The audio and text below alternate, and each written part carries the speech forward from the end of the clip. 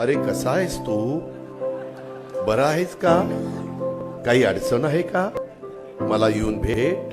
पवार साहेब, अरे थांब रे बाबा, दादा पादा थांब. त्याच्यामध्ये अगबत नाही. आता मी विचारतो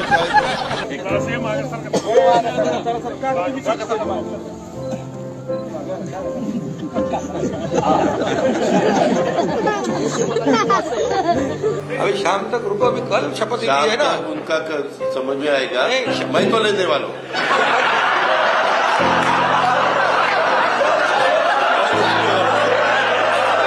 कुठेही विट्टी दांडू खेळायचे, कुठेही भोवरे खेळायचे.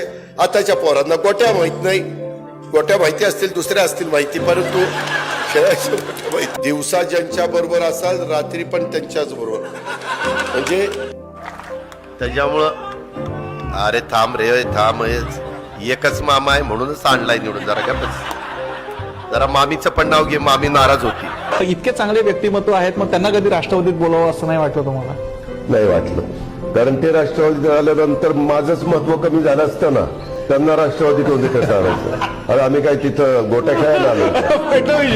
मला याच्यावर कमेंट पाहिजे तुमची. गेल्या वेळेस पण आम्ही तिघं होतो, खुर्च्यांची थोडी आतला बदल झाली आहे. मनात काही जात नाही ते. कस काय वाटतंय? गारगार वाटतंय. आता कसं वाटतंय?